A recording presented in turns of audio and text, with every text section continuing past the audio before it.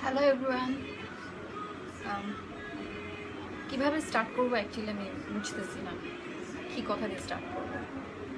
আমি 14 এপ্রিলের ইনসিডেন্টের কথা বলতে চাচ্ছি। অনেক বাজে একটা কাজ হয়েছে আসলে।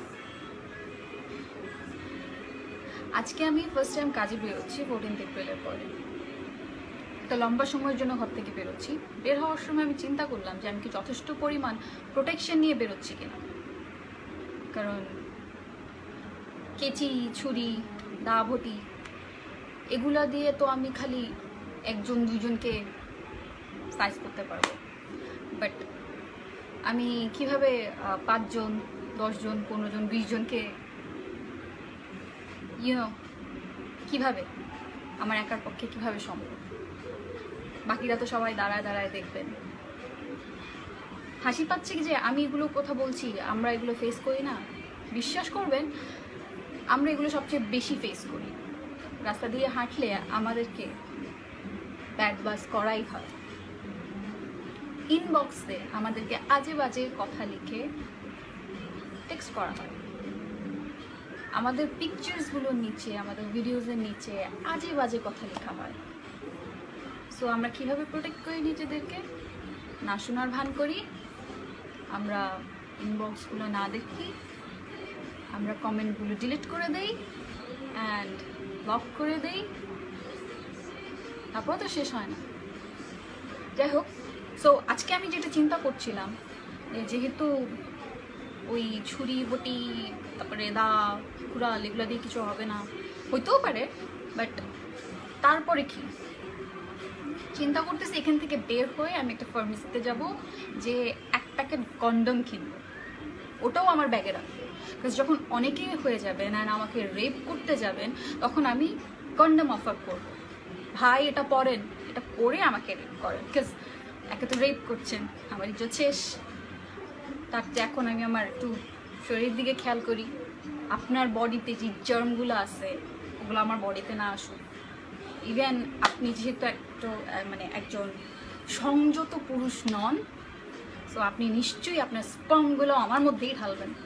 সো ওইটা যাতে না হয়, আমি প্রেগনেন্ট যাতে না হয়ে যায়, কিংবা আমার অন্য কোনো প্রবলেম যাতে না হয়ে যায়, সো এটা পড়ে নেন।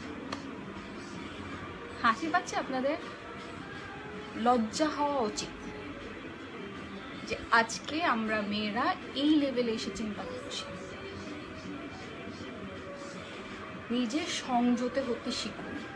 আমাদেরকে পর্দাশীল হতে বলার আগে নিজেকে সংযত করুন, নিজের চোখকে সংযত করুন। আরও এখন অনেকেই আমার এই ভিডিওটার নিচে এসে অনেক ধরনের আমাকে জ্ঞান দিবেন, আমাকে গালি দিবেন, আমাকে নিয়ে আজে বাজে কথা বলবেন।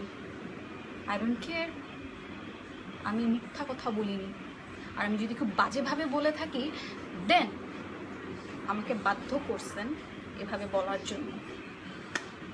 সো তারপরেও যারা যথেষ্ট পরিমাণ শিক্ষিত নন, যারা কাপুরুষ, নপুংসক, আপনারা যারা এসে আমার এখানে আজেবাজে কমেন্ট করবেন, ইভেন আমাকে শিক্ষা দিতে আসবেন যে আমি একজন পরিচিত মুখ হয়ে আমার এভাবে কথা বলা উচিত হয়নি, তাদের জন্য আমি একটা জিনিস করতে চাই।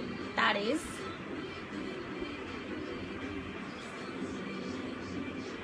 go fuck yourself. I don't care কে কি বললো, কে কি করলো। Girls, come on.